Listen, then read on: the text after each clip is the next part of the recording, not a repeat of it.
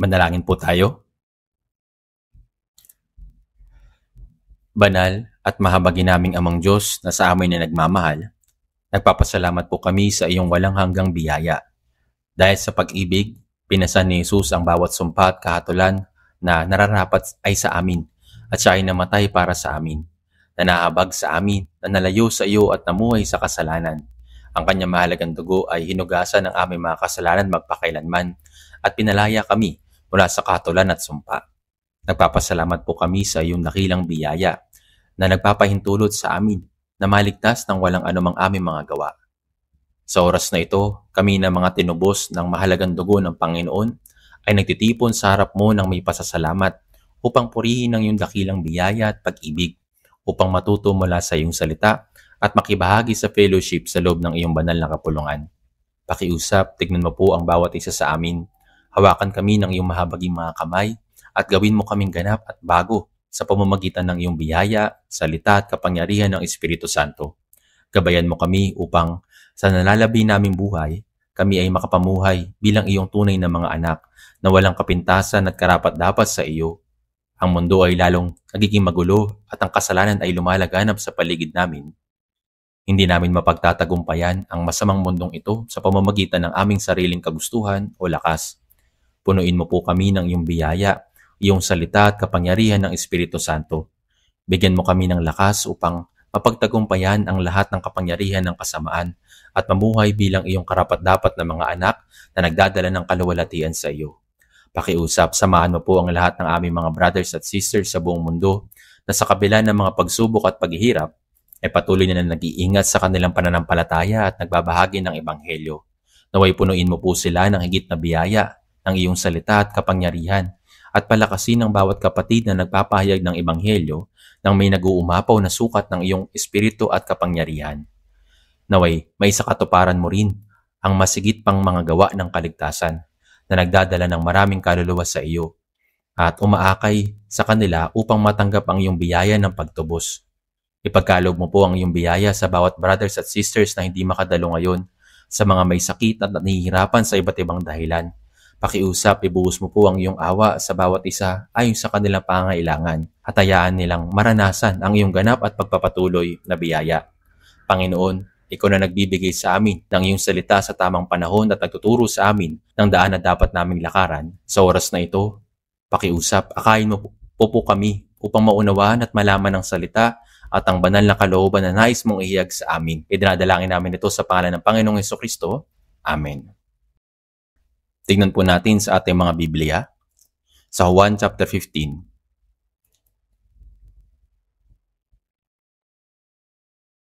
Juan chapter 15 verse 3 hanggang 4.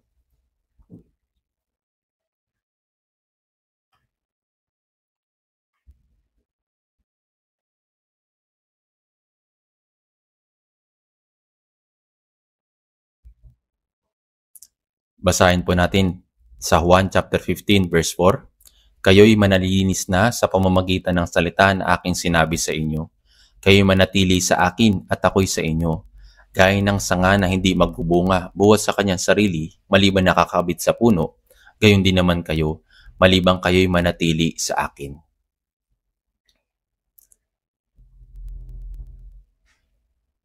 Patuloy tayong nag-aaral ng mga sermon tungkol sa paksang ang buhay na nanatili sa Panginoon. Ibabahagi ko rin ang gayon ding paksa ngayon. Ang buhay na nananatili sa Panginoon sa part 8. Ang buhay Kristiyano ay maaaring ilarawan bilang isang buhay na nananatili sa Panginoon. Sinabi ni Jesus, kayo'y malilinis na sa pamamagitan ng salita na aking sinabi sa inyo. Ibig sabihin, sa pamamagitan ng salitang ibinigay ng Panginoon, ang ating mga kaluluwa ay nalinis na. Ibig sabihin, ang ating mga kaluluwa ay naligtas na. Sa mga naligtas, sabi ng Panginoon, kayo'y manatili sa akin at ako'y sa inyo. Ang ibig sabihin ng manatili ay ako ay nasa Panginoon at ang Panginoon ay nasa akin. Ito ay nagsasalita ng pagiging kaisa niya, pagiging isa sa Kanya. Sa Juan chapter 14 verse 20, sa araw na iyon ay malalaman ninyong ako'y nasa aking Ama at kayo'y nasa akin at ako'y nasa inyo. Sa araw na iyon ay tumutukoy sa araw na natanggap natin ng kaligtasan. Mula sa sandaling iyon, nalaman natin ng isang mahalagang bagay. Naunawaan natin ang biyaya ng Diyos, naniwala sa kanyang dakilang pag-ibig at nalaman ng kamanghamanghang katotohanan na iniligtas niya tayo. Kung paanong si Jesus ay nasa Amang Diyos, tayo rin ay nasa Panginoon. At nalaman nating ang Panginoon ay nasa atin. Iyan ay tunay na isang kamanghamanghang katotohanan. Naramdaman mo ba talaga ang ibig sabihin ng manatili sa Kanya? Kapag nagpakasal ang dalawang tao, sila ay nagsasama at nagiging isa.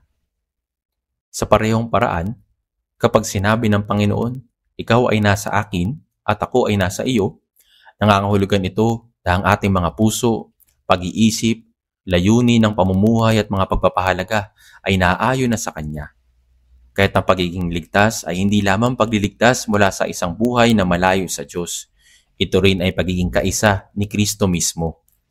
Kaya naman, napakahalaga na patuloy nating matutunan sa pamamagitan ng salita kung ano ang tunay na kahulugan ng manatili sa Panginoon.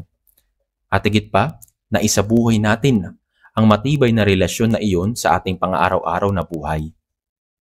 Kung mananatili ka man sa Panginoon o nakatayo sa labas niya, dapat mong suriin at kumpirmahin ito para sa iyong sarili. Kayo manatili sa akin.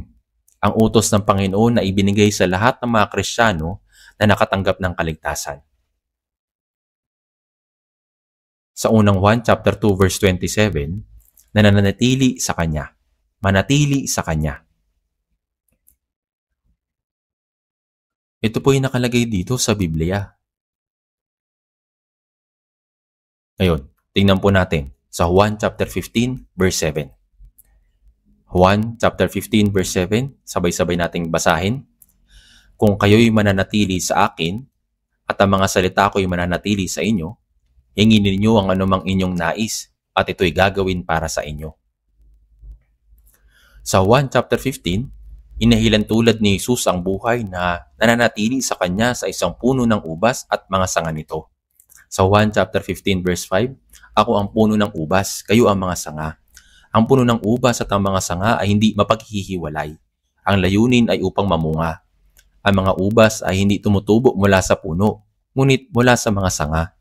At kung hiwalay sa baging, ang mga sanga ay hindi maaaring magbunga ng mag-isa. Gayun din, kung wala ang Panginoon, wala tayong magagawa. At ang Panginoon, kung wala tayo, ay wala ding gagawin. Hindi ba tunay na kamangha-mangha iyon? Ang pagkakaisa sa pagitan natin at ang Panginoon at ang pagkakaisang ibinabahagi natin sa Kanya ay nangyayari para sa layuning magbunga para sa kaluwalhatian ng Diyos. Gaya ng nabanggit ko noon, hanggang ngayon mula sa verse 7, kung kayo'y mananatili sa akin at ang mga salita ko'y mananatili sa inyo, ang pananatili sa Panginoon ay nangangahulugang pananatili sa Kanyang salita. Naligtas tayo sa pamamagitan ng pag-unawa sa Kanyang salita at namumuhay tayo sa pamamagitan ng pananampalataya sa loob ng salitang iyon na ating pinaniniwalaan. Kaya sinabi niya sa 1 chapter 15 verse 7, kung ang mga salita ko'y mananatili sa inyo. Ang buhay na nananatili sa Diyos, sa salita ng Diyos ay inilarawan din sa 1 Thessalonica chapter 2 verse 13. At kami ay patuloy na nagpapasalamat sa Diyos na nang inyong tanggapin ang salita ng Diyos na inyong narinig sa amin ay inyong tinanggap iyon, hindi bilang salita ng mga tao, kundi ayon sa katotohanan, ay bilang salita ng Diyos na gumagawa naman sa inyo na sumasampalataya. Ang mga apostol ay ipinangaral ang salita ng Diyos. At ang nakarinig ay tinanggap ito hindi bilang salita ng tao o sa karunungan ng sanlibutan, kundi sa katotohanan ng salita ng Diyos. Tunay na ito ang salita ng Diyos. Ito po yung ginawa ng mga apostol. Ipinangaral nila ang salita ng Diyos.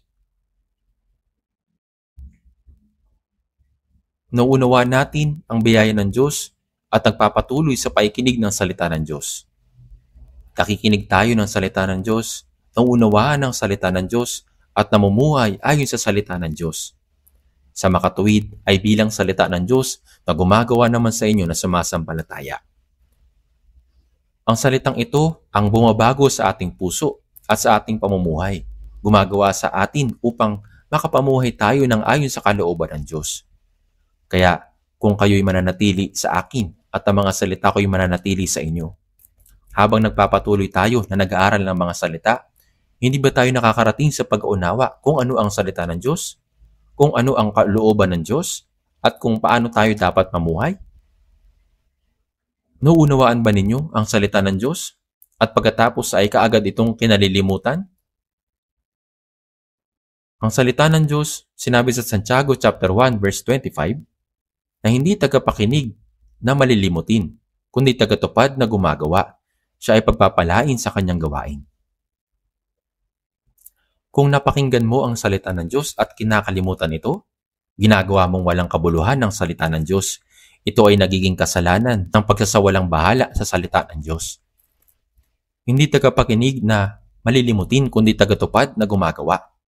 Ang layunin na pag-aaral ng Biblia ay hindi lamang upang manampalataya sa biyaya, pag-ibig at sa mga pangako ng Diyos, kundi upang matuto rin kung paano isasabuhay ang salita ng Diyos na sinasabi sa atin.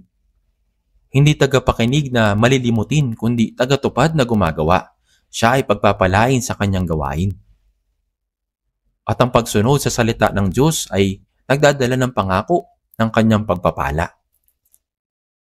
Kaya pinapakinggan natin ang salita ng Diyos, inuunawa ito, at sa pamamagitan ng pagsunod sa salita ng Diyos, natatanggap natin ang mga pagpapala ng paisa-isa na ibinibigay sa atin ng Diyos. Yung salita ng Diyos, kapag sinusunod natin, unti-unti nating natatanggap ng paisa-isa ang biyaya ng Diyos. Sa unang 1, chapter 2, verse 24, babasahin ko po ito ng sandali. Tignan po natin sa unang 1, chapter 2, verse 24. Babasahin ko po ito. Sa unang 1, chapter 2, verse 24 at 25. Basahin na lang din po natin.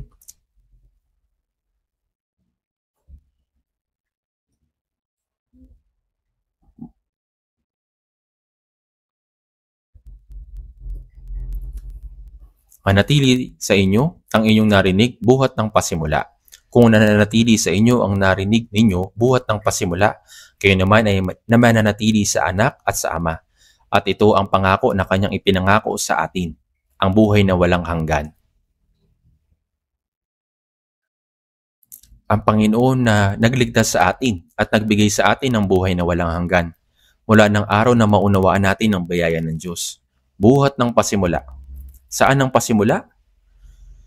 Nang tayo ay maligtas, gaya ng sinasabi sa Colosas chapter 1 verse 6, mula ng araw na inyong marinig at maunawaan ang biyaya ng Diyos sa katotohanan. Mula ng araw na tunay nating naunawaan ang biyaya ng Diyos at tayo ay naligtas, ang ating buhay na sumusunod sa salita ng Diyos ay nagsimula. Kung mananatili sa inyo ang narinig ninyo buhat ng pasimula. Ang salita na narinig buhat sa pasimula ay ang biyaya ng Diyos at ang kanyang pangako na nagligtas sa atin. At kaagad, pagkatapos na maligtas, hindi lang tayo nagkaroon ng relasyon sa Diyos at nagkaroon ng buhay na walang hanggan, kundi nag-umpisa na rin ang buhay na sumusunod sa salita ng Diyos. Kaya sinasabi dito, manatili sa inyo ang inyong narinig buhat ng pasimula. Ibig sabihin nito, hindi lamang tayo naligtas sa pamamagitan ng paikinig ng salita ng Diyos, kundi dapat din nating panatilihin ang biyaya ng Diyos at ang salita ng Diyos, ang katotohanan na nagligtas sa atin, na nananatili sa ating puso, na pinapahintulutan ang salita ng Diyos na pamunuan ng ating mga puso. Kung mananatili sa inyo ang narinig ninyo buhat ng pasimula, kayo naman ay mananatili sa anak at sa ama. Sinabi niya dito na ang pananatili sa salita ay ang pananatili kay Jesus at ang pananatili sa Diyos Ama. Ang lumayo sa salita ng Diyos ay ang paglayo sa Panginoon, sapagkat ang Panginoon ay ang salita. Ang Panginoon na nasa atin ay nagligtas. At ito ang pangako na kanyang ipinangako sa atin, ang buhay na walang hanggan. Hindi lamang niya tayo iniligtas mula sa ating mga kasalanan, kundi binigyan din niya tayo ng buhay na walang hanggan at ng maluwalhating pag-asa ng kaharian ng langit. Ngayon, sa buong buhay natin ngayon, ang Diyos ay kasama natin. Pinoprotektahan niya tayo, tinutulungan niya tayo, at ginagabayan niya tayo. Ang kanyang presensya sa atin ay ang kanyang salita. Ang Ebanghelyo ayon kay Juan, sabi sa chapter 1 verse 1, sinasabi po doon, sa simula ay ang salita. Hindi sinabi doon na sa simula ay ang Diyos, kundi sa simula ay ang salita, at ang salita ay Diyos. Nang ang Diyos ay nagpakita sa tao, hindi siya nagpakita sa pamamagitan ng nakikitang anyo. Walang sino man nakakita sa Diyos. Si Jesus ay ang Diyos na nagpakita sa anyo ng tao. Sabi sa 1 chapter 1 verse 18, walang sino man nakakita kailanman sa Diyos. Ang Diyos na tanging anak na nasa kandungan ng Ama ang nagpakilala sa Kanya. Sinabi ng mga alagad kay Jesus sa 1 chapter 14 verse 8, Panginoon, ipakita mo sa amin ang Ama at kami ay masisiyahan na. Sa verse 9, ang nakikita sa akin ay nakita sa Ama. Paano mong nasabi, ipakita mo sa amin ang Ama? Sa pamamagitan ni Jesus, ipinakita ng Diyos kung ano ang kanyang biyaya, kung ano ang kanyang kapangyarihan at kung ano ang kanyang pag-ibig. Ipinakita niya ang kanyang sarili sa pamamagitan ng buhay at mga salita ni Jesus. Subalit, si Jesus ay umalis na. Kaya paano natin makikita ngayon ang Diyos? Sa pamamagitan ng salita. At ang salita ay Diyos. Itong salita, nagkatawang tao ang Diyos, ito si Jesus. Sa 1 chapter 1 verse 14, at naging tao ang salita at tumahang kasama namin. At nakita namin ang kanyang kaluwalhatian gaya ng sa tanging anak ng Ama, puspos ng biyaya at katotohanan. Ang Panginoon na naligtas sa atin ay kasama natin. Bagaman hindi siya nakikita ng ating mga mata, ang Panginoon ay kasama natin. Kaya ang salita na aking narinig buhat sa pasimula, ang salitang na ito na aking narinig, ito ang salita ng biyaya ng Diyos at kaligtasan. Sa unang 1 chapter 2 verse 24, manatili sa inyo ang inyong narinig buhat ng pasimula. Mahigit 63 taon na po na mula nang ako ay maligtas. Sa kalagitnaan niyon ay maraming mga bagay ang nangyari. At kahit pag-isipan ko iyon ng malalim, hindi ko matandaan. Sa mga panahon na tanging ang Biblia lamang ang dala ko at abalang naglalakbay sa loob ng 4 na taon, hindi ko na maalala kung saan ako natulog o kung ano ang kinakain ko. Siyempre po maraming beses din ako nagutom. Tunay talagang maraming mga kahirapan. Subalit ito po ay napakabuti sapagat ang Panginoon ay kasama ko. Hindi ko na po ito maalala. Subalit ang mga salita na nabanggit nang ako ay naligtas ay malinaw na parang ito ay kahapon lamang. Hindi ba't ito'y kamangha-mangha? Hindi lamang sa ako ay naligtas, kundi nang maunawaan ko kung paano ako dapat na mamuhay pagkatapos maligtas. Ang mga salitang iyon ay naging napakalinaw, kaya't ako ay nahimok ng mga ito at namuhay sa pamamagitan ng mga ito mula noon. Kaya nga sinasabi rito, manatili sa inyo ang inyong narinig buhat ng pasimula. Ang manatili sa atin, ang salita, ang ibig sabihin nito ay baguhin, pamunuan at gabayan ng ating puso at pamumuhay. Upang manahan, upang manatili sa salita, ay ang sinasabi sa unang 1 chapter 2 verse 24. Kung mananatili sa inyo ang narinig ninyo buhat ng pasimula, kayo naman ay mananatili sa anak at sa Ama. Ang pananatili sa salita ay ang pananatili sa Panginoon. Dapat natin pag-isipan ang salitang ito ng malalim.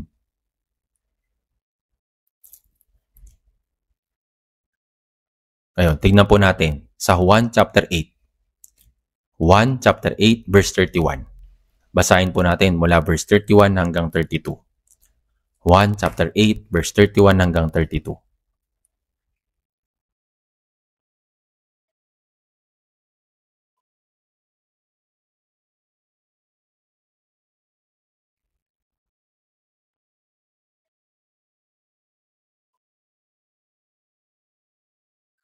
Basahin po natin ng sabay-sabay. Pagkatapos ay sinabi ni Jesus sa mga Hudyong sumasampalataya sa Kanya, kung kayo'y mananatili sa aking salita, tunay ngang kayo'y mga alagad ko, at inyong malalaman ang katotohanan at ang katotohanan na magpapalaya sa inyo. Nang si Jesus ay lumibot sa buong lupain ng Israel, maraming mga tao ang tinanggihan siya, subalit meron din namang mga sumunod sa Kanya, nakinig sa Kanyang salita at sumampalataya sa Kanya. Sinabi dito sa 1 chapter 8 verse 30, samantalang sinasabi niya ang mga bagay na ito ay marami ang sumasampalataya sa Kanya. Binanggit ng Panginoon ang mga salitang ito at sinasabi dito na marami ang sumasampalataya sa Kanya. Gayunpaman, Sa verse 31, ito ay nagpatuloy. Pagkatapos ay sinabi ni Jesus sa mga Hudyong sumasampalataya sa Kanya, kung kayo'y mananatili sa aking salita, tunay ngang kayo'y mga alagad ko. Bakit sinabi niya ang mga ito? Mayroong mga tao na nakinig sa salita at sumampalataya. Subalit pagkatapos ng ilang sandali, marami ang tumalikod mula sa pananampalatayang ito. Alam na ito ng Panginoon. Ito ang dahilan kaya sinabi niya, kung kayo'y mananatili sa aking salita. Ang ibig sabihin ng manatili sa kanyang salita ay ang patuloy na mamuhay sa kanyang salita, tuloy-tuloy. Mula ng araw na tayo ay naligtas hanggang sa araw na tayo tumayo sa harapan ng Diyos. Sinasabi sa awit 119 verse 105, ilawan sa aking mga paa ang salita mo at liwanag sa landas ko. Ang salita ng Panginoon na ilawan sa aking mga paa.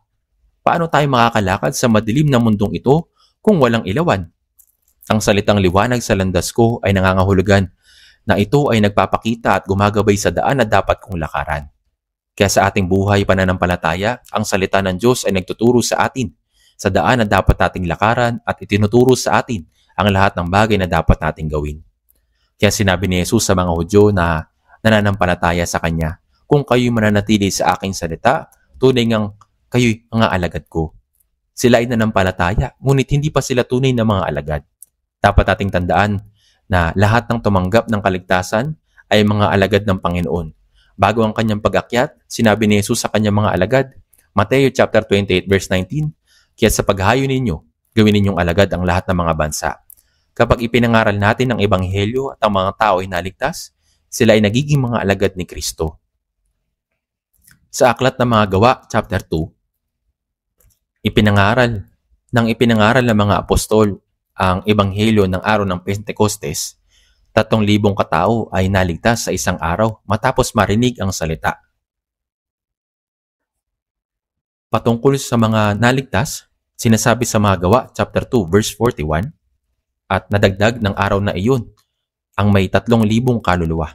Pagkatapos ay sinabi sa gawa, chapter 4, verse 4, ngunit marami sa mga nakarinig na ang sumampalataya at ang bilang nila ay 5,000. Ang mga naligtas ay tinawag na mga alagad ni Kristo.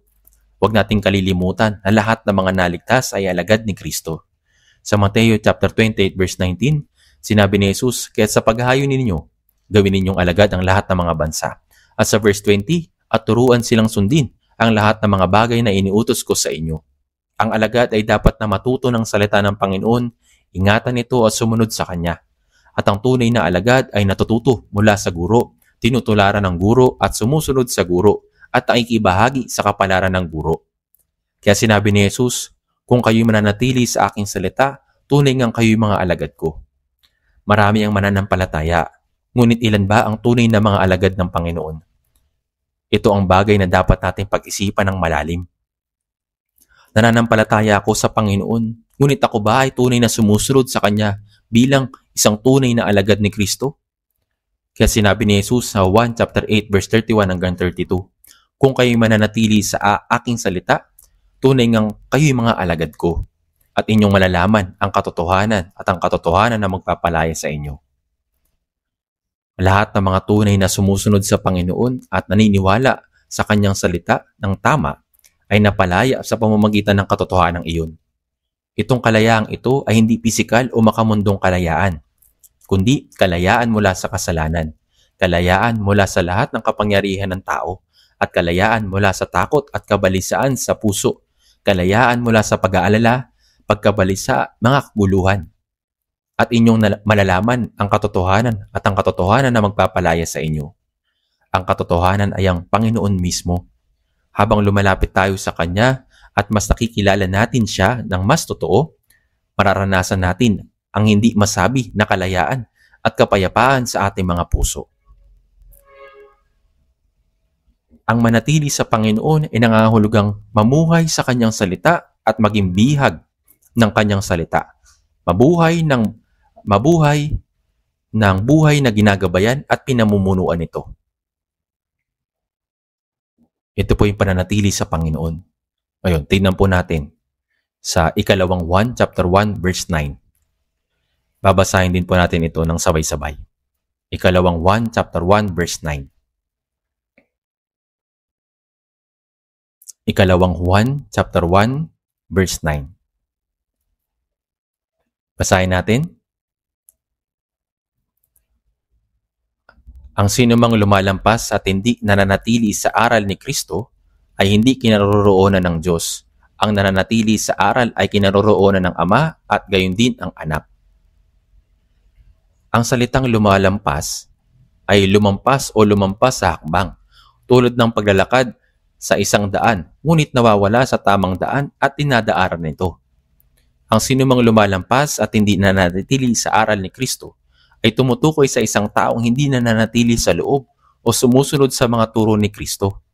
Ang ibig sabihin ng manatili ay mamuhay sa pagsunod sa salita. Hindi nananatili sa aral ni Kristo ay hindi kinaroroonan ng Diyos. Ibig sabihin nito na kung ang isang tao ay hindi nabubuhay ayon sa salita ng Diyos, imposible sa taong ito na magkaroon talaga ng Diyos o sumunod sa Panginoon. Ngunit ang nananatili sa aral ay kinaroroonan ng Ama at gayon din ng Anak. Ang taong nananatili sa turo ni Kristo ay nabubuhay kasama ng Ama at ng Anak at lumalakad sa paikisama sa Panginoon. Sinabi ni Jesus sa Juan chapter 15 verse 7, "Kung kayo mananatili sa akin at ang mga salita ko'y mananatili sa inyo." Ibig sabihin nito na dapat nating ipamuhay ang natitira nating buhay sa salita ng Diyos na ipinapahintulot na manahan ng sagana sa atin ang kanyang salita. Ngayon, tingnan po natin sa ikatlong Juan chapter 1 verse 8. Ikatlong Juan chapter 1 verse 8. Babasahin din po natin ito.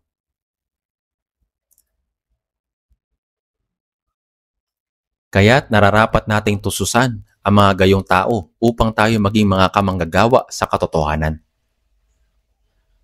Ano pong ibig sabihin ng verse na ito? Matapos maligtas ang mga tao, hindi lamang mga apostol kundi maraming ordinaryong mananampalataya ang lumabas upang ipangaral ang Ebanghelyo. Nang dumating ang malaking pag-uusig sa Jerusalem, ang mga kahiwa-hiwalay ay pumunta sa lahat ng dako na ibinabahagi ang mabuting balita. Ang mga humayo upang ikalat ang Ebanghelyo ay hindi tumanggap ng anumang pinansyal na tulong o sweldo. Wala silang sinuman na tumutulong sa kanila pang araw-araw na pangangailangan. Sila ay humayo lamang sa pamamagitan ng pananampalataya na lubos na umaasa sa Panginoon. Sinasabi sa verse 7, sapagkat humayo sila alang-alang sa panganan na hindi tumanggap ng anuman mula sa mga hintil. Ang kasabihang humayo sila, ibig sabihin lumabas sila upang ipangaral ang Ebanghelyo. Ipinahayag nila ang mensahe ni Kristo nang walang natanggap na kapalit, walang bayad, walang kabayaran mula sa mga taong kanilang pinangaralan. Maaari ninyong maisip kung gaano kalaking hirap at pagdurusa ang kanilang tiniis. Ipinangaral din ni Apostol Pablo ang Ebanghelyo sa ilalim ng napakahirap na kalagayan. Sinabi ni Pablo sa mga Gawa, chapter 20, verse 33 hanggang 34, Hindi ko pinag-imbutan ang pilak o ang ginto o ang damit ni numan.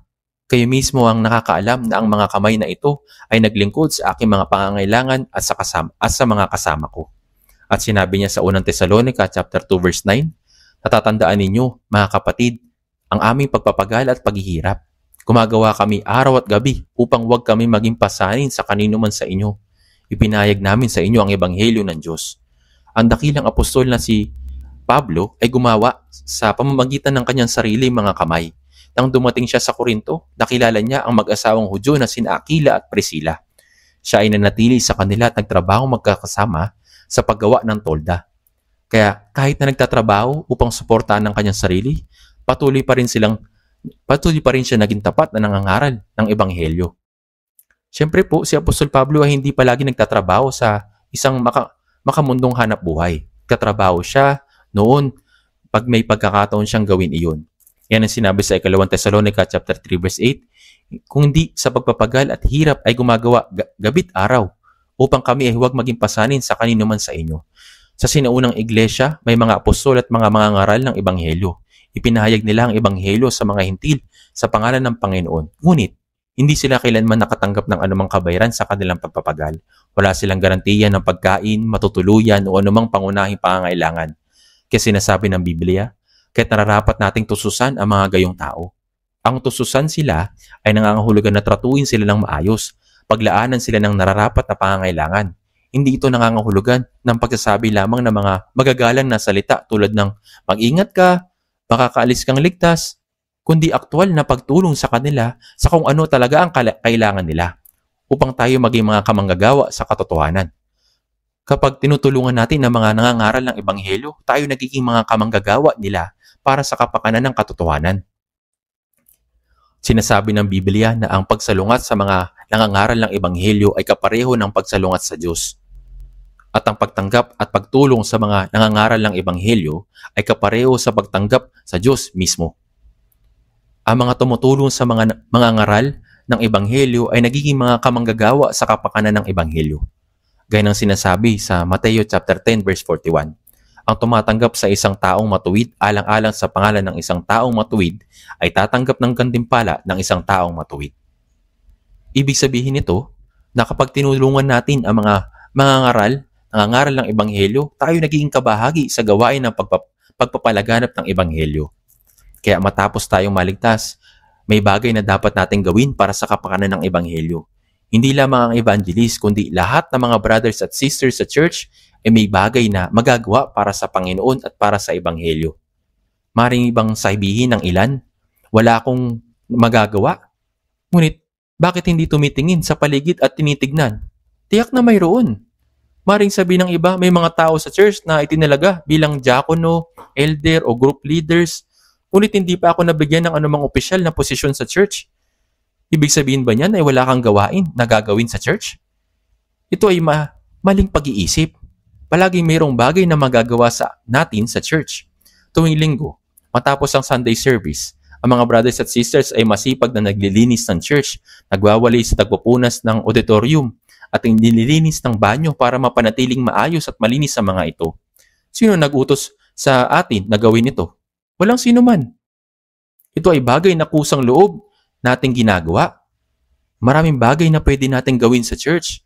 Kaya kapag ang isang tao ay nagsabi, wala akong anumang magagawa, ito ay maling idea. Bawat isa sa atin ay may gawain. Ito ay maglingkod sa Panginoon, sa Ebanghelyo at sa church. Ito ang ibig sabihin ng mamuhay na nanatili sa Panginoon. Ang manatili sa Panginoon ay nangangahulugang pakikipag-isa sa Kanya, magtiwala sa Kanya at mamuhay para sa Kanya. At sinasabi ng Biblia na ang mga sumusunod sa salita ng Panginoon at nagpapagal para sa kaharian ng Diyos, sila ang mga taong pinapakinggan ng Panginoon at sinasagot ang mga panalangin. Sa 1 chapter 15 verse 7, kung kayo mananatili sa akin at ang mga salita ko'y mananatili sa inyo, hingin ninyo ang anumang inyong nais at ito'y gagawin para sa inyo. Kung kayo mananatili sa akin at ang mga salita ko'y mananatili sa inyo, ito ay kung ikaw ay sumunod o susunod at mamumuhay ayon sa salita ng Panginoon. Pagkatapos, hingin ninyo ang anumang inyong nais at ito'y gagawin para sa inyo. Ang ating mga panalangin ay hindi sinasagot dahil lamang humihingi tayo sa Diyos ng isang bagay. Maring itanong ng Diyos, kung ibibigay ko ito sa iyo, ano ang gagawin mo rito? Hindi tinutulungan ng Diyos ang mga walang ginagawa o hindi nagtatrabaho. Bakit niya tinutulungan ng gayong tao? Maring isipin ng ilan, dahil tinutulungan ako ng Diyos, hindi ko na kailangan gumawa ng kahit ano. Nagpapalaki ba ang Diyos ng mga tamad? O hinihikayat ba niyang mabuhay sa katamaran? Tiyak na hindi. Sinasabi ng Biblia na ang Diyos ay nagbibigay ng mas maraming trabaho at pang-araw-araw na tinapay sa mga nagpapagal. Kaya nga, kung kayo mananatili sa akin at ang mga salita ko'y mananatili sa inyo, hingin ninyo ang inyong nais at ito'y gagawin para sa inyo. Kapag tayo nananatili sa Panginoon at ang kanyang salita ay nananatili sa atin, maaari tayong humingi ayon sa kanyang kalooban. Ngunit ano ang dapat nating hingin? Hindi tulad ng mga tao sa mundo. Hindi tayo nananalangin para sa pisikal na kaginawaan o makamundong karangalan. Ang mga naligtas ay nananalangin upang maglingkod sa Panginoon, upang sumunod sa Kanya, at upang mamuhay ayon sa Kanyang kalooban para sa kapakanan ng kaharian ng Diyos. At kapag tayo nanalangin ng may ganitong puso, dinirinig at sinasagot ng Diyos ang ating mga panalangin. Hingin ninyo ang inyong nais. Napakagandang pangako nito. Sa mga anak, may mga masunurin sa kanilang mga magulang at may mga hindi. Kapag ang batang hindi sumusunod ay humingi ng isang bagay sa kanyang mga magulang, hindi masaya ang mga magulang na ibigay ang kanyang kahilingan. Maaari nilang sabihin, hindi ka naman nakikinig sa sinasabi ko? Bakit ka humihingi ng mga bagay-bagay? Ngunit paano naman ang batang masunurin sa kanyang mga magulang? Sa Malakyas chapter 3 verse 17, kaawaan ko sila na gaya ng isang tao na naaawa sa kanyang anak na naglilingkod sa kanya. Pinahalaga na tinutulungan ng isang ama ang anak na naglilingkod sa kanya. Gaya nito, kapag tayo ay nabubuhay para sa Panginoon at lumalakad sa kanyang salita, dinidinig ng Diyos ang ating mga panalangin. Ang pagsagot ng Diyos sa ating panalangin ay hindi gaya ng isang mahiwagang lampara na kapag sinabi natin, kailangan ko ito, agad itong lumilitaw. Hindi ganoon. Hindi ganoon po gumagawa ang Diyos. Bakit tayo nananalangin? Nananalangin tayo upang tayo mamuhay ayon sa kalooban ng Diyos, upang magkaroon ng karunungan at katapangan mula sa Kanya, at upang mamuhay para sa Kanyang kalawalatian.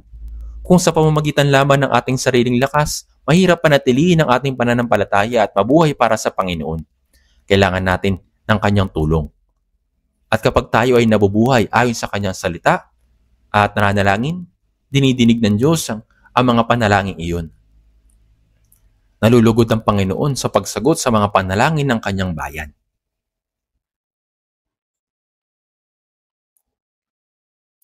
Ngayon, tingnan po natin sa ating mga Biblia. Sa 1 chapter 15 verse 16.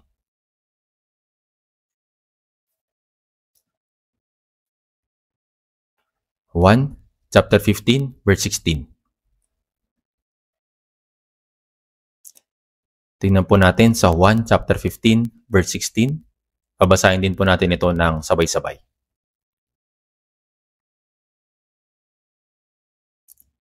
Ako'y hindi ninyo pinili, ngunit kayo'y pinili ko at itinalaga ko kayo upang kayo'y humayo at magbunga, at ang mga bunga ninyo nananatili upang ang anumang inyong hingin sa Ama sa aking pangalan ay ibigay niya sa inyo. Sinabi ni Jesus, ako'y hindi ninyo pinili, ngunit kayo'y pinili ko at itinalaga ko kayo. Sa katunayan, wala na ang 12 apostol at ang mga apostol na hinirang mismo ni Jesus. Nangangahulugan ba ito na hindi na nagtatalaga ng mga manggagawa ang Panginoon? Hindi po.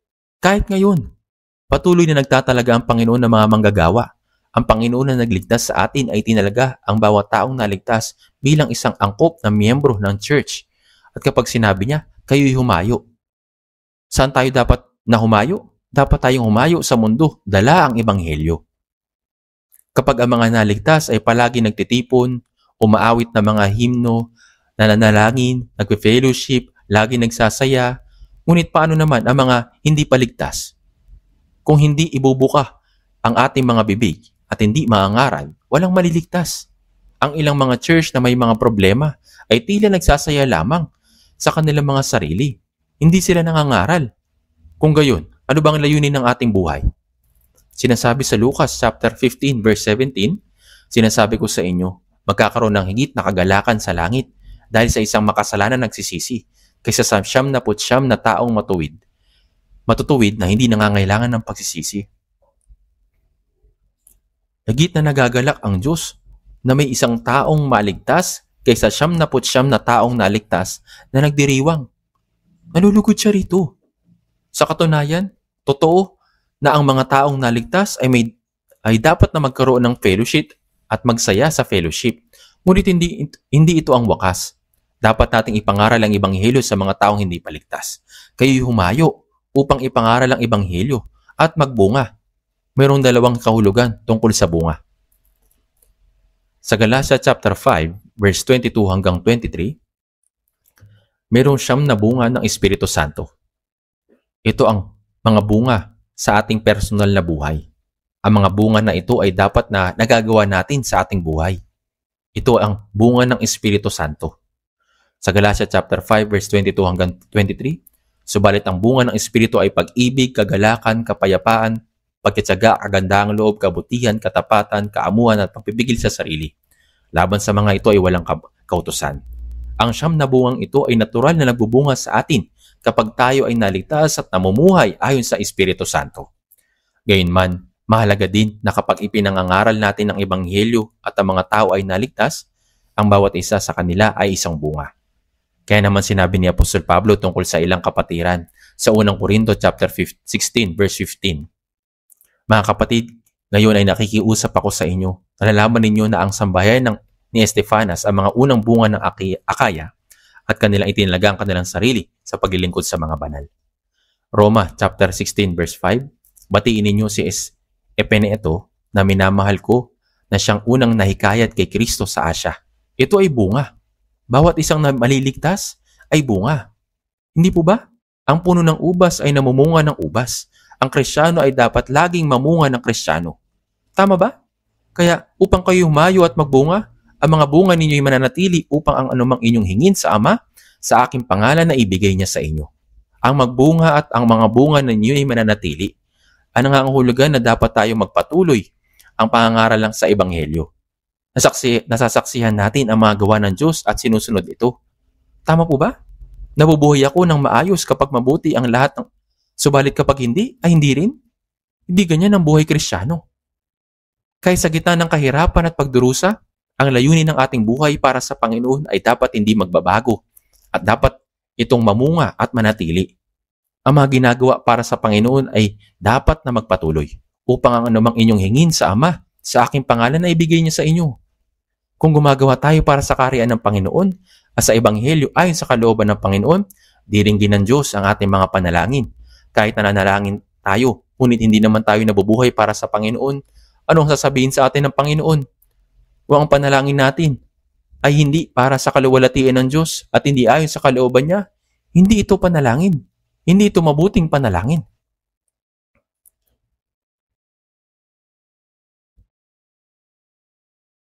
Kahit na nanalangin tayo, ngunit hindi naman tayo nabubuhay para sa Panginoon,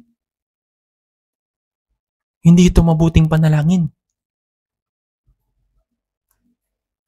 Hindi ito para sa kaluwalhatian ng Diyos. Ngayon, tignan po natin sa Juan chapter 14 verse 13 hanggang 14. Juan chapter 14 verse 13 hanggang 14. Babasahin din po natin ito ng sabay-sabay. Juan chapter 14 verse 13 hanggang 14. Basahin natin. At anumang hingin ninyo sa aking pangalan ay aking gagawin, upang ang Ama ay maluwalhati sa Anak. Kung kayo'y humingi ng anuman sa pangalan ko, ay gagawin ko. Ano ang eksaktong pangako ng Panginoon sa verse na ito? Kung kayo'y humingi ng anuman sa pangalan ko, ay gagawin ko. Kung tayo humingi ng anuman, ay gagawin ng Panginoon. Subalit ang panalangin ba natin ay tapat o hindi? Sabi sa awit, number 33, verse 1, ang pagpupuri ay nababagay sa matuwid. Sa unang Timoteo chapter 1, verse 5, na nagmumula sa malinis na puso at sa mabuting budhi at sa pananampalatayang hindi pagpakunwari. Ito ang tunay na panalangin. Pero ang panalangin para sa ating sariling pagnanais ng laman at kaginawahan ay hindi panalangin ayon sa kalooban ng Diyos. Kung kayo humingi ng anuman sa pangalan ko, anuman, ay hindi nangangahulugan sasagutin ng Diyos ang ating panalangin para sa ating sariling pagnanasa sa laman. Kapag ginawa natin ang naayon sa kalooban ng Diyos, sa panahong iyon, gagawin ng Diyos ang anumang idinadalangin natin. Aking gagawin upang ang Ama ay maluwalhati sa Anak. Nais ng Diyos na makinig sa ating panalangin.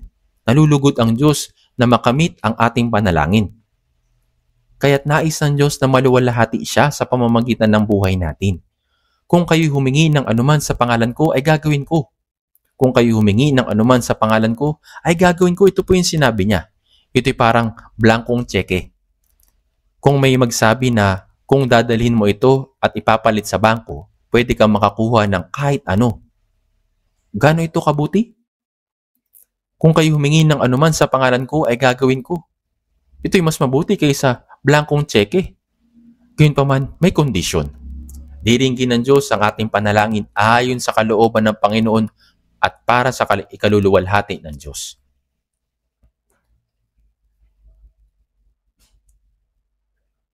Hindi po ba na mas mabuti ito kaysa sa blankong tseke? Ayun, tignan po natin. Sa unang 1, chapter 3, verse 21 hanggang 22. Unang 1, chapter 3, verse 21 hanggang 22. Basahin natin ng sabay-sabay sa unang 1, chapter 3, verse 21 hanggang 22.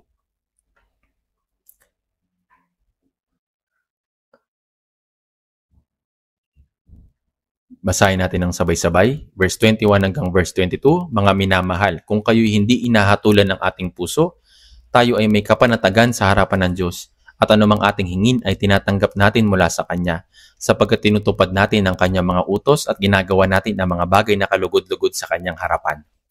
Mga minamahal, ito ang salita para sa mga ligtas na kapatid.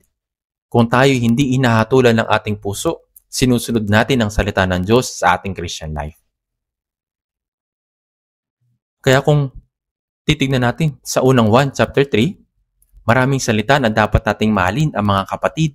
Kung mahal natin ang mga kapatid, ay katibayan na tayo'y naligtas mula sa kamatayan tungo sa buhay. Sa unang 1, chapter 3, verse 14, nalalaman natin tayo dumaan na mula sa kamatayan patungo sa buhay sapagkat iniibig natin ang isa't isa. Ang hindi umiibig ay nananatili sa kamatayan. Anong katibayan ng kaligtasan? Makikilala nila ang mga taong ligtas. Nalalaman nila kung sino ang magkakapatid at nalulugod sila sa kanila at mahal nila ang mga kapatid. Ngayon, sa unang 1, chapter 3, verse 16. Basahin din po natin ng sabay-sabay. Unang 1, chapter 3, verse 16.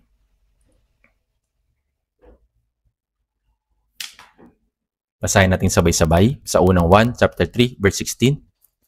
Dito natin naikilala ang pag-ibig sapagkat ibinigay niya ang kanyang buhay alang-alang sa atin at nararapat nating ibigay ang ating mga buhay alang-alang sa mga kapatid.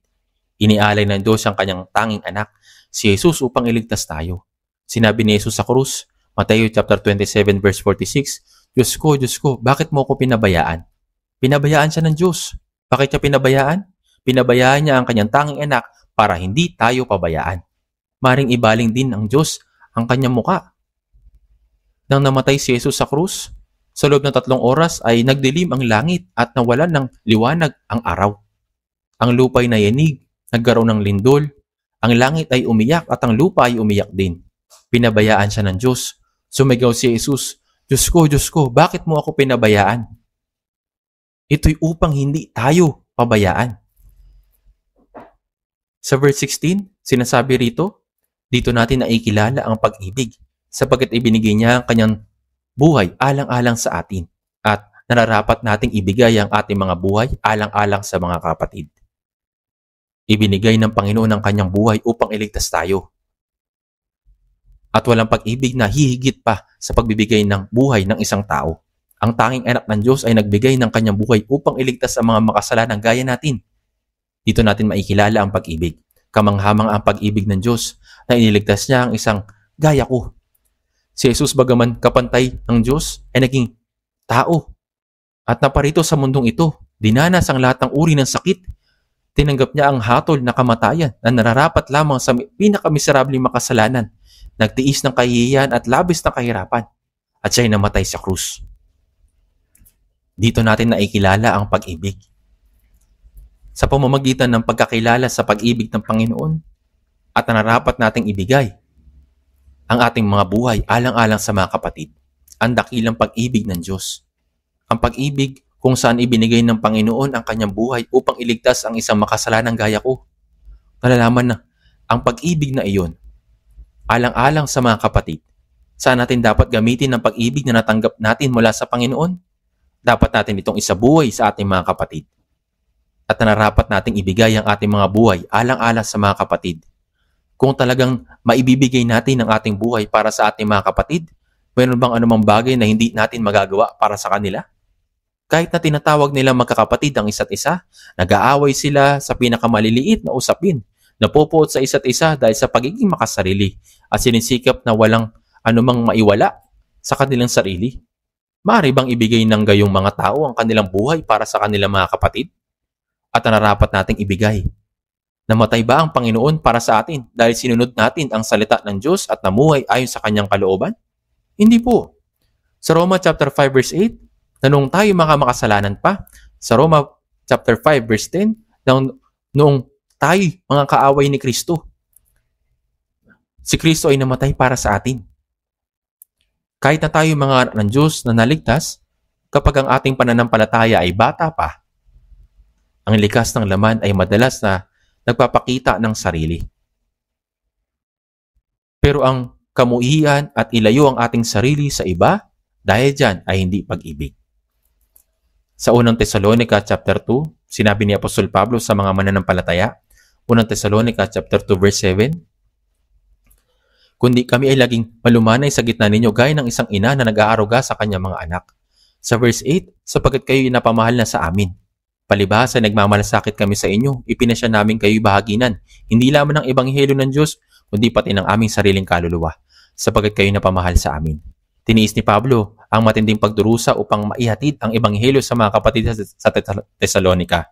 At pagkatapos silang may panganak na muli, patuloy niyang silang niyakap ng may pag-ibig, gaya ng isang ina na nag-aaruga sa kanyang mga anak.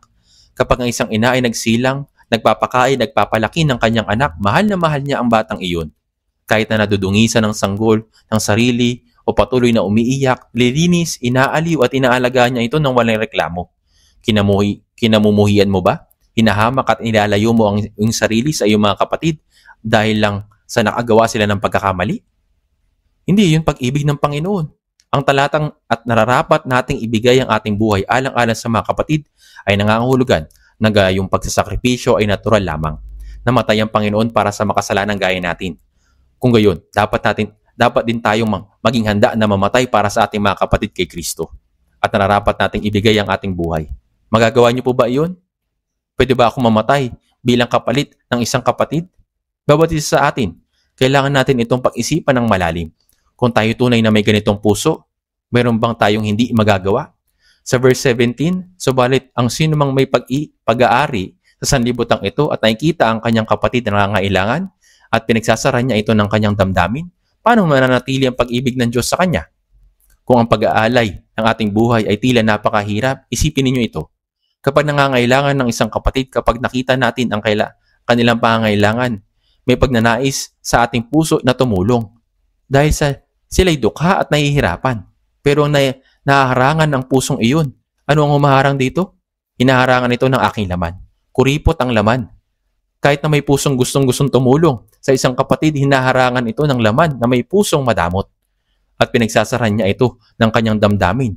Paano nananatili ang pag-ibig ng Diyos sa kanya? Ang pag-ibig ay pagbibigay. At pagbibigay ng higit pa. At pagbibigay muli. Pagbibigay ng lahat. Kapag mahal ng mga magulang kanilang mga anak, ibinibigay at ibinibigay. At ibinibigay nila ang lahat ng kanilang mga akaya. Gayunpaman, nakadarama pa rin sila ng kalungkutan na hindi sila makapagbigay pa. Minsan, handa pa silang mamatay para sa kanilang mga anak. Kung talagang kaya nating ialay ang ating buhay para sa ating mga kapatid, hindi natin mapipigilan ang ating puso na tulungan sila sa mga bagay na material. Ipagpalagay na mayroon akong kasaganaan, habang ang aking kapatid ay higit na nangangailangan. Kapag nakita iyon, dapat akong tumulong at nakikita ang kanyang kapatid na nangangailangan at pinagsasaran niya ito ang kanyang damdamin. Paano nanatili ang pag-ibig ng Diyos sa kanya? Dapat gamitin ng pag-ibig ng Diyos gaya ng pag-iigib ng tubig mula sa isang bukal. Kapag kukuha ka mula rito, ang sariwang tubig ay patuloy na umaapaw ng paulit-ulit. Pero kung tumigil ka sa pag-ibig, ang tubig ay titigil sa pag-apaw. Ang tunay na pag-ibig ay patuloy na nagsasakripisyo ng sarili para sa iba. Iyan ang pag-ibig na ganap na sumusunod sa Diyos. Isang pag-ibig na nagtitiis hanggang kamatayan. Isang pag-ibig na pagsunod sa pagsunod at sakripisyo. Ang pag-ibig na iyon ay dapat matupad sa atin.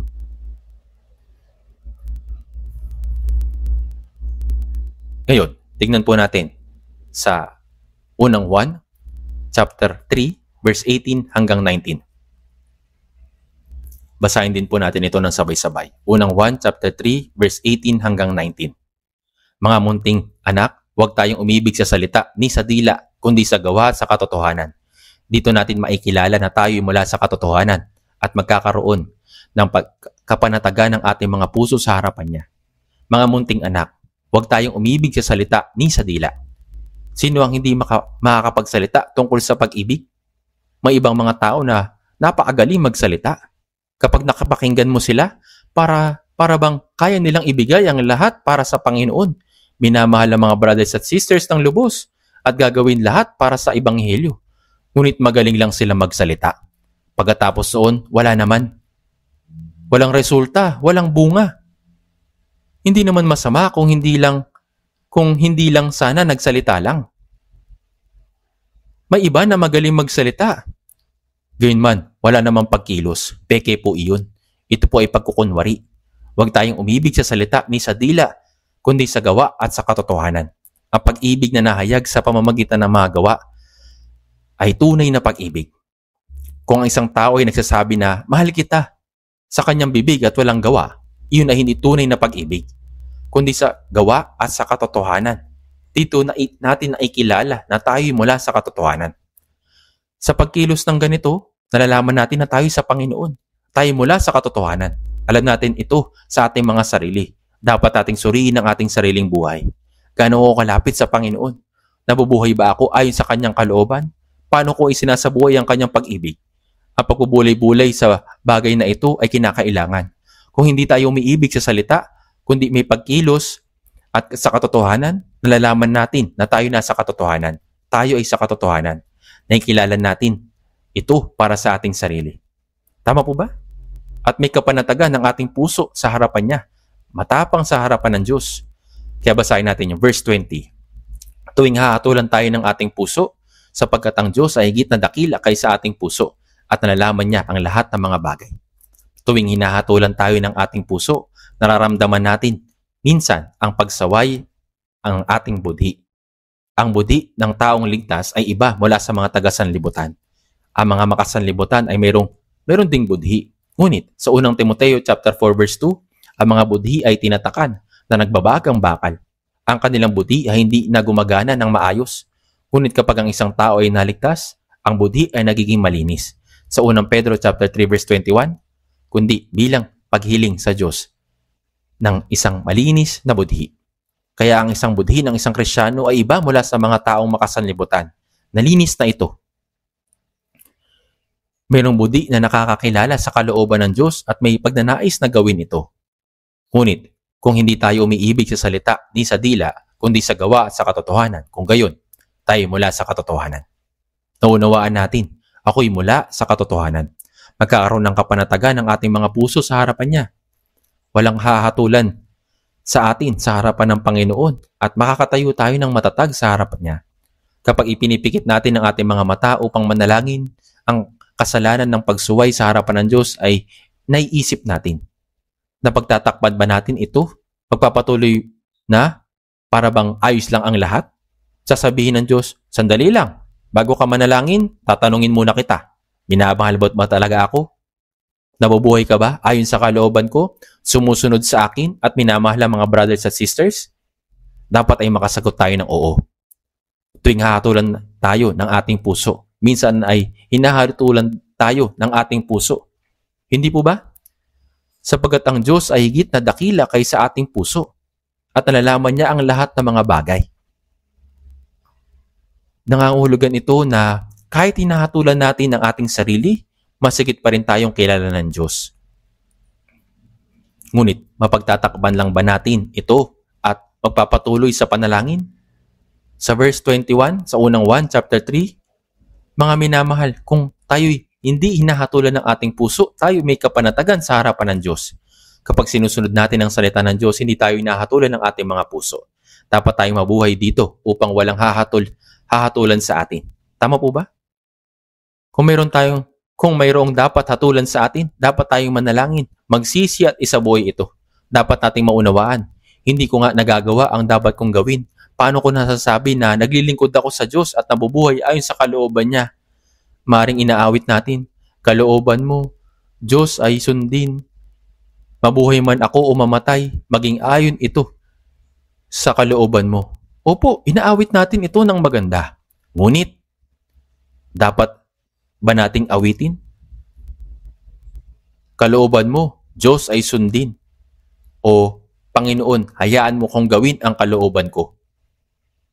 Siyempre hindi po. Kung tayo'y hindi hinahatulan ng ating puso, tayo ay may kapanatagan sa harapan ng Diyos. Kung walang dapat hatulan, makakapanalangin tayo na may kapanatagan sa harapan ng Diyos. Tama po ba? Sabi sa unang 1 chapter 3 verse 22, at anumang ating hingin ay tinatanggap natin mula sa Kanya, sapagkat tinutupad natin ang Kanyang mga utos at ginagawa natin ang mga bagay na nakakalugod sa Kanyang harapan. At ano ang utos niya? Ito ang utos na ibigin ng isa't isa. Sa 1 chapter 13 verse 34, isang bagong utos ang sa inyo ibinibigay ko, na kayo'y magmahalan sa isa't isa. Kung paanong minamahal ko kayo, magmahalan din kayo sa isa't isa. Dapat nating ibigin ang isa't isa kung paanong minahal tayo ng Panginoon. Sinabi sa 1 chapter 13 verse 35, sa pamamagitan nito ay makikilala ng lahat ng mga tao na kayo'y aking mga alagad kung kayo'y may pag-ibig sa isa't isa. Ito ang bagong utos na ibinigay sa atin ng Panginoon. Kung paanong minahal ko kayo, pagmahalan din kayo sa isa't isa. Sa pamamagitan nito ay makikilala ng lahat ng mga tao na kayo'y aking mga alagad kung kayo'y may pag-ibig sa isa't isa. Ang mga tao sa sanlibutan ay pinapanood tayo. Hindi po ba? Tinitignan nila ang mga nagsasabing ligtas kung nabubuhay ba ng maayos, nabuhay pananampalataya, at tinitignan kung paano sila nabubuhay. Kapag nakikita nila na ang mga ligtas ay tunay na may pag-ibig sa isa't isa, nakikibahagi at tinutulungan ng isa't isa, sasabihin nila, sila talaga ay mga alagad ni Kristo. Malalaman ng lahat na kayo ay mga alagad. At hahangaan nila ito at nanaisin nila na makibahagi sa fellowship. Hindi po ba? Ang mga tao sa sanlibutan na hindi ganun. Ang mga makasanlibutan ay ginagamit o dinadaya maging ang mga kaibigan nila upang makakuha ng gusto nila. Ngunit tayo, kapag ginagawa natin ang mga bagay para sa Panginoon at para sa ating mga brothers at sisters, ito ay ginagawa talaga natin para sa Panginoon.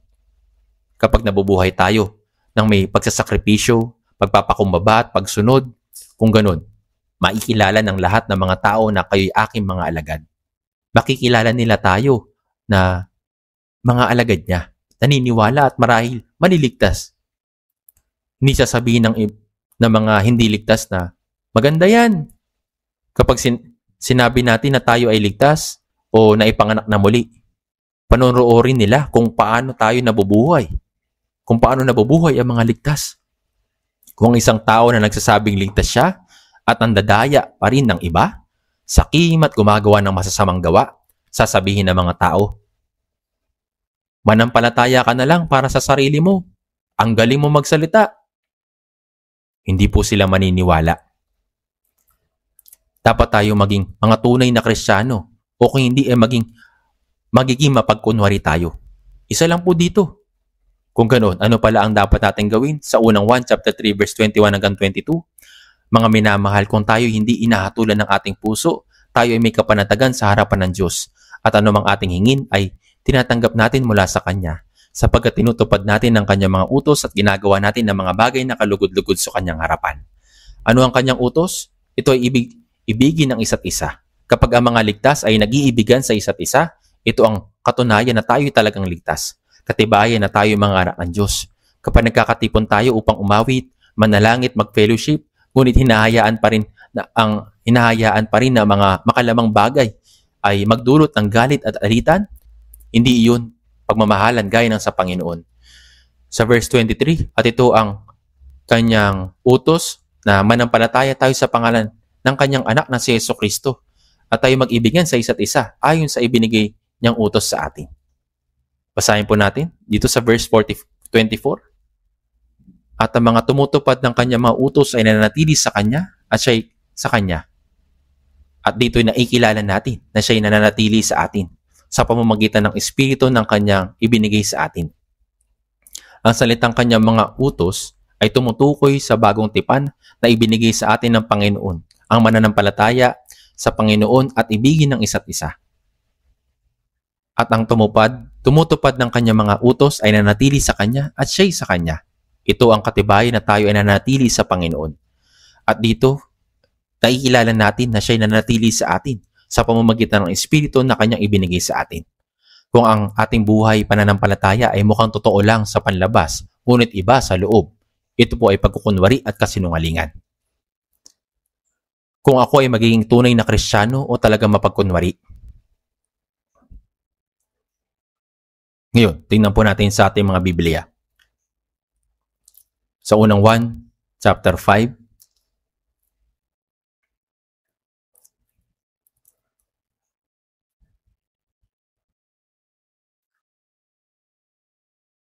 sa unang 1, chapter 5, verse 14 hanggang 15.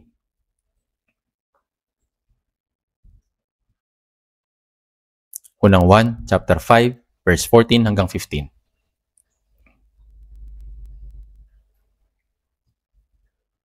Babasahin din po natin ito ng sabay-sabay.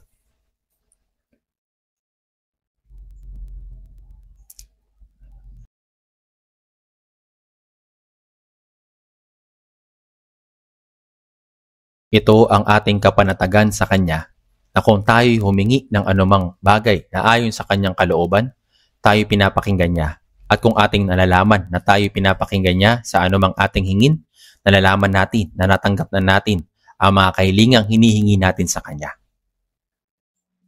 Ang ibig sabihin ng tungo sa Kanya ay patungo sa Panginoon. Sa chapter 3, sinasabi din na kung tayo hindi inahatulan ng ating puso, tayo may kapanatagan sa harapan ng Diyos. Ito ang ating kapanatagan sa Kanya, na kung tayo humingi ng anumang bagay na ayon sa Kanyang kalooban, tayo pinapakinggan niya. Ang panalangin ay dapat ayon sa kalooban ng Panginoon, kalooban ng Diyos. Ang Diyos ay hindi naikinig upang tuparin ang ating mga kagustuhan, kundi upang maisakatuparan ng Kanyang kalooban.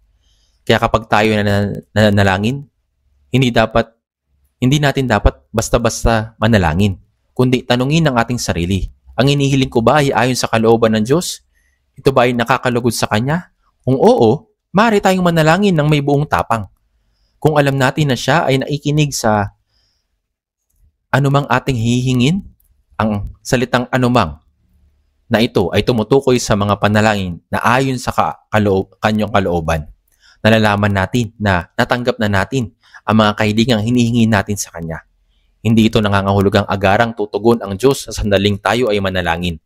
Kapag tayo ay nanalangin ayon sa Kanyang kalooban, tayo ay dapat maghintay hanggang sa oras na maisakatuparan. Kung ang ating panalangin ay tumutugma sa kalooban ng Diyos, siya magbabantay at tutugon sa ating mga panalangin sa tamang panahon. Mayroong mga panalangin na nasasagot agad. Ang ilan naman ay gumugugol ng panahon. May ilan na nakita pa ang katuparan ng kanilang panalangin bago mamatay. Kung tayo ay nanatili sa Panginoon, sumusunod sa Kanyang salita at namumuhay ayon sa Kanyang kalooban, papakinggan niya ang ating mga panalangin. Si Jesus ay namatay sa krus upang tayo ay iligtas. At sa pamamagitan ng Kanyang kamatayan, maraming kaluluwa ang naligtas. Sa Juan chapter 12 verse 24, katotohanang sinasabi ko sa inyo, maliban ang butil ng trigo ay mahulog sa lupa at mamatay, ito ay nanatili nag-iisa. Ngunit kung ito ay mamatay, ay nagbubunga ng marami. Si Jesus, ang tanging anak, bumaba sa kalangitan at namatay, gaya ng butil ng trigo na nagdala ng maraming anak. Sa Hebreo chapter 2 verse 10, sapagkat nararapat na ang Diyos na para sa Kanya at sa pamamagitan niya ay nagkaroon ng lahat ng mga bagay. Sa pagdadala ng maraming anak tungo sa kalawalatian ay gawing sakdal ang tagapagtatag ng kanilang kaligtasan sa pamamagitan ng mga pagdurusa. Siya ay namatay. Naparito bumaba sa kalangitan gaya ng butil ng trigo. Ang Panginoon ng kaligtasan ay pinasakdal sa pamamagitan ng pagdurusa gaya ng isang butil ng trigo na namatay at nagbubunga ng marami. Ang sakripisyo ng tanging anak ay nagbigay ng kaluwalhatian sa Diyos sa pamamagitan ng pagliligtas ng maraming kaluluwa. Tayo man, dapat ay sumunod kay Jesus at maging gaya ng isang butil ng trigo na sinasakripisyo ang ating sarili para sa kaligtasan ng iba, na may sakripisyong pag-ibig na masunuring pag-ibig. Dahil namatay ang Panginoon para sa atin, dapat tayo maging handang ialay ang ating buhay para sa ating mga kapatid at para sa mga hindi paligtas. Sa panahon ng digmaan sa Vietnam, gaya ng alam po ninyo, may isang granada na itinapon sa gitna ng isang grupo ng mga sundalo. Nakita ito ng isang kapitan. Kanyang tinapon ang sarili sa granada at sinalo ang pagsabog. ang kanyang katawan ay nagkapira-piraso, ngunit nakaligtas ang iba. Isang katulad na bagay ang muling nangyari habang may pagsasanay sa Gangwon Province. May aksidenteng nakahulog ng granada at tinakpan ito ng isang officer ng kanyang katawan at namatay upang iligtas ang kanyang mga kasama. Kaya sinabi ni Jesus sa 1 chapter 15 verse 13 hanggang 14, walang may higit pang dakilang pag-ibig kaysa rito, na ibigay ng isang tao ang kanyang buhay dahil sa kanyang mga kaibigan. Kayo aking mga kaibigan kung ginagawa ninyo ang mga bagay na aking iniutos sa inyo. Kayo aking mga kaibigan kung ginagawa ninyo ang mga bagay na aking iniutos sa inyo. Kung gagawin natin ang iniutos ng Panginoon, matatanggap natin ang kaluwalhatian na maging kanyang kaibigan. Yes, inialay po ng isang officer yung kanyang katawan. Ganito rin po yung ginawa ng isang officer na matay upang iligtas ang kanyang mga kasama. Nagkapera-peraso din yung kanyang katawan, ngunit nakaligtas ang iba. Kung gagawin natin ang inuutos ng Panginoon, matatanggap natin ang kaluwalhatian na maging kanyang mga kaibigan. Ang tanging bugtong na anak ng Diyos ay ating magiging kaibigan kung ating susundin ng kanyang salita. Kayo'y aking mga kaibigan kung ginagawa ninyo ang mga bagay na aking iniutos sa inyo. Ibinigay ng Panginoon ang kanyang buhay para sa atin at inutusan tayo na ibigay ang ating mga buhay para naman sa iba. Kailangan nating sundan ang kanyang halimbawa. Sa unang Korinto chapter 11 verse 1, maging tulad kayo sa akin, gaya ko kay Kristo. Si Apostol Pablo ay naging isang tagatulad ni Kristo. Si Jesus na anak ng Diyos ay pumarito sa sanlibutan at nagdusa ng lubos. Sa loob ng 30 taon ay namuhay siya bilang anak ng isang hamak na karpentero. Sino makakaalam na siya ang anak ng Diyos, ang Kristo? Paging sa 3.5 taon na kanyang ministeryo, bagaman siya ay gumawa ng maraming himala, siya ay lubos na nagdusa. Walang lugar na mapagpapahingahan ng kanyang ulo. At sa huli ay namatay sa krus upang iligtas ang mga makasalanan. Sinabi ni Pablo, sinusunod ko si Kristo. Si Pablo na minsang umusig kay Jesus ay nakilala siya sa daan patungong Damasco at naligtas. Mula sa oras na iyon hanggang sa kanyang kamatayan sa Roma, kung saan siya ay pinugutan ng ulo, itinalaga ni Pablo ang kanyang sarili sa pangangaral ng Ebanghelyo. Siya ay nagdusa ng gutom, kawalan ng tulog, ng lamig, pagkakulong, at ng hindi mabilang na mga pambubugbog. Ngunit sinabi ni Pablo, sundan ninyo ang aking mga halimbawa, gaya ng aking pagsunod sa halimbawa ni Kristo. Sinusundan natin ang mga yapak ng pagdurusa ni Kristo. Sa Galatia chapter 6 verse 17, sapagkat taglay ko sa aking katawan ang mga bakas ng paghihirap ni Jesus. Ito ay ang mga bakas ng pagdurusa. Si Jesus ay namatay sa krus sa loob ng 6 na oras, ngunit si Pablo ay nagdusa sa kanyang buong buhay. Sa unang Korinto chapter 15 verse 31, ako'y namamatay araw-araw.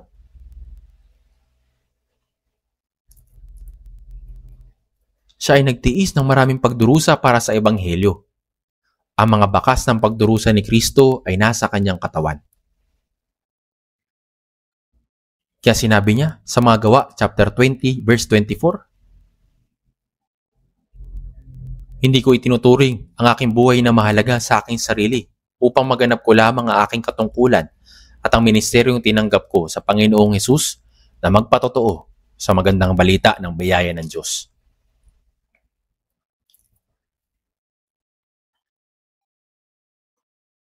Sinabi niya ito, ang misyon na tinanggap niya mula sa Panginoon. Ang ebanghelyo ng biyaya na isinakatuparan ni Jesus sa pamamagitan ng kamatayan doon sa krus. Ngunit hindi ko itinuturing na aking buhay na mahalaga sa aking sarili upang maganap ko lamang ang aking katungkulan na magpatotoo sa magandang balita ng biyaya ng Diyos. Ang pisikal na buhay na ito ay maaaring mamatay ng 100 ulit. Ano po sa tingin ninyo? Tayo po. Bagaman hindi tayo mamatay ng 100 ulit, hindi ba dapat tayo mamuhay para sa Panginoon kahit isang beses lang? Tama po ba? Minsan binabanggit ko po ang buhay pananampalataya. Subalit sapat na ba ang pumunta lang tayo sa church ng tamang sa oras, umawit ng himno, manalangin, makipag-fellowship sa brothers at sisters, at magbigay ng kaunting offering, at mamumuhay na ba iyon? At pamumuhay na ba iyon ng isang buhay pananampalataya? Hindi po. Ang isang taong ligtas ay sumusunod sa Panginoon. Ang pagsunod ba sa Panginoon ay madali? Ang isang taong ligtas ay sumusunod sa Panginoon. Dapat nating isagawa ang salita ng Panginoon sa ating buhay. Dapat nating ibigin ang ating mga brothers at sisters. Dapat rin tayong gumawang magkakasama upang iligtas sa mga hindi pa naliligtas. Tanging sa pamamagitan nito, maluluwalhati ang Diyos. Ang mga taong makasarili, sila mga namumuhay lamang para sa sarili, ay hindi maluluwalhati ang Diyos. Hindi nila maisa sa katuparan ang gawain ng Diyos. Kaya nga, tayo na mga Kristiyano ay dapat na gawin kung ano ang iniutos ni Jesus na ibinigay ang kanyang buhay para sa atin. Sa paggawa nito, matatanggap natin ang karangalan na maging mga kaibigan ni Kristo. Ito po ang pagsasakripisyong pag-ibig ni Kristo, ang kanyang kusang pag-ibig. Tanging sila na mga nakibahagi dito ang maaaring manatili sa Panginoon at maging kanyang tunay na mga alagad. Sinasabi sa Lucas chapter 16 verse 9, makipagkaibigan kayo para sa inyong mga sarili sa pamamagitan ng mga kayamanan ng kalikuan. Si Jesus ay namatay doon sa krus upang maging kaibigan natin at iniligtas tayo. Tama po. Ang Panginoon ay namatay upang iligtas sa mga makasalanan gaya natin at gawin tayong kanyang mga kaibigan. Kung gayon, ano ang dapat natin gawin? Pakipagkaibigan kayo para sa inyong mga sarili sa pamamagitan ng mga kayamanan ng kalikuan. Ang dahilan na tinawag ito ng Biblia na kayamanan ng kalikuan ay dahil ang ating kayamanan sa simula pa lang ay pag-aari ng Diyos. At ito ay magiging mahalaga lamang kapag ginamit ito ayon sa kanyang kalooban ng Diyos. Gayunpaman, kung mabibigo tayong gamitin ito ayon sa kalooban ng Diyos at sa halip ay mabubuhay para sa ating sariling laman, ito ay magiging kayamanan ng kalikuan. Naunawaan po ninyo? Kung maikipagkaibigan kayo gamit ang inyong kayamanan, magkakaroon kayo ng kaibigan na mabubuhay magpakailanman. Kaibigan na pupunta sa langit.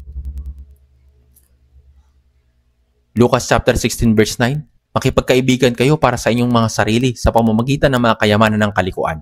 Si Jesus ay namatay sa krus upang gawin tayong mga kaibigan niya at tayo mga kaibigan na nagliligtas ng ibang kaluluwa na mapupunta sa langit. Upang makagawa ng walang hanggang kaibigan, dapat nating isakripisyo ang ating mga ari-arian. Ano po sa tingin ninyo? Ginagawa po natin ito. Ang iba po ay napakahusay sa paggawa nito, habang ang iba ay maaaring nag-iisip, paano kung ayaw ko itong gawin? Ginagawa naman ito ng lahat? Opo, kahit hindi ninyo ito gawin, ay gagawin ito ng iba. Subalit kapag umarap kayo sa Panginoon, ayos lang kaya yun? Tatanungin kayo ng Panginoon, anong ginawa ninyo upang makapunta dito? Tanging sila ang kusang isinakripisyo ang kanilang sarili para sa Panginoon bilang tugon sa pag-ibig na isinakripisyo ni Jesus ay tunay na masasabing nananatili sa Kanya. Pakipagkaibigan kayo para sa inyong sarili, sa inyong mga sarili sa pamamagitan ng mga kayamanan ng kalikuan upang kung ito'y maubos na, kailan po? Kapag ang sanlibutan ay nagtapos na, mga kapatid, nag-iipon tayo at sinusubukang mabuhay ng maayos. Subalit kapag ang mundo ay biglang nagtapos, kung gayon ay walang matitira. Kapag ito ay natapos na, tandaan ninyo ang mga kaibigang ginawa natin. Sila mga naligtas sa pamamagitan ng pagsasakripisyo ng ating oras, ng ating material na ari-arian, ng ating kalayaan, ng ating mga bagay na pag-aari natin ay mga walang hanggang kaibigan. Sila mga ginawa nating kaibigan ay kanilang tatanggapin kayo sa mga walang hanggang tahanan. Kapag kayo ay napunta na sa langit, ang Panginoon ay sasalubungin ako. At gayon din ang ating mga brothers at sisters at ang mga kaibigan na naligtas sa pamamagitan ng ating mga sakripisyo ay sasalubong sa atin. Sa sandaling ito, maaaring hindi ko alam kung sino ang gumawa ng pagsasakripisyo para sa pagliligtas. Subalit nalalaman ito ng Panginoon. Kapag ako ay pumunta na sa kanyang harapan, ay maikilala ko ito ng lubusan kung paanong nakikilala niya. Kung ang mga brothers at sisters na iyon ay hindi nanalangin para sa akin, nagbigay ng offering at nagsakripisyo para sa akin, paano ako maliligtas? Nalalaman ito ng Panginoon ng lubusan. Yan ang nalalaman niya, kaya nga ay sasalubungin niya tayo. Ay kanilang tatanggapin kayo sa mga walang hanggang tahanan. Dapat tayong gumawa ng mga walang hanggang kaibigan na papasok sa langit. Sa unang Korinto chapter 10 verse 33, sinabi po ni Apostol Pablo, kung paano sinisikap ko makapagbigay lugod sa lahat ng mga tao sa lahat ng mga bagay, na hindi ko hinahanap ang aking sariling kapakanan, kundi ang sa marami upang sila ay maligtas. Sinabi ni Apostol Pablo na hindi niya hinahanap ang kanyang sariling kapakanan, kundi sa halip ay hinahanap niya kung ano ang mabuti para sa iba at para sa kanilang kaligtasan. At sinabi niya na tayo rin ay dapat na gawin ang kapareho nito. Sinabi niya sa mga taga-Korinto, unang Korinto chapter 10 verse 33, na hindi ko hinahanap ang aking sariling kapakanan, kundi ang sa marami, upang sila'y maligtas. Ang pagliligtas ay hindi madali. Nangangailangan ito ng pagsasakripisyo ng sarili. Dapat tayo magsakripisyo ng ating oras, ng ating material na ari-arian, ng ating kalayaan, at maging ng ating buhay kung kinakailangan. Kapag ang isang tao ay namatay at ang isang tao naman ay naligtas, ito po ay kapaki-pakinabang na gawain. Naunawaan niyo po ba? Sa ganito tayo sumusunod sa Panginoon. Ang araw ng pagbabalik ng Panginoon ay napakalapit na. At ang araw na maaari tayong mabuhay para sa Panginoon, sa pangaral ng Ebanghelyo para sa kapakanan ng Panginoon, at sumunod sa Kanya ay hindi na magtatagal. Hindi pa ba tayo mabubuhay sa maiksi at nalalabing araw ng ating mga buhay na may katapangan at maayos, nang walang anumang kahihiyan sa harap ng Panginoon? Pumunta tayo sa Panginoon, sa harap ng Panginoon at tumanggap ng papuri at kaluwalhatian. Manalangin na po tayo. Mahabagin naming Amang Diyos, nagpapasalamat kami sa pagliligtas mo sa amin at pagbili sa amin sa pamamagitan ng iyong mahalagang dugo na dumanak sa halip namin upang magawa naming kugulin ang nalalabi naming buhay na naglilingkod sa iyo, sa pagsunod sa iyo, sa pananatili sa church kung saan ikaw ay kumikilos, nagpapalaganap ng ebanghelyo at isinasakatuparan ang mahalagang gawain na ipinagkatiwala mo sa amin. Panginoon, panghawakan mo kami sa pamamagitan ng iyong salita, pag-ibig at ng kapangyarihan ng Espiritu Santo. Tulungan mo po kaming mamuhay ng walang anumang dapat ikahiya bilang tunay na mga anak ng Diyos at mga alagad ni Kristo sa nalalabi naming buhay. Gabayan mo po ang aming buhay upang walang sino man sa amin ang mabuhay para sa kanilang sarili, kundi para sa iyo lamang, Panginoon, sa Ebanghelyo at kung ano ang nakakalugod sa iyo. Dinadalangin namin ito sa pangalan ng Panginoong Hesukristo. Amen.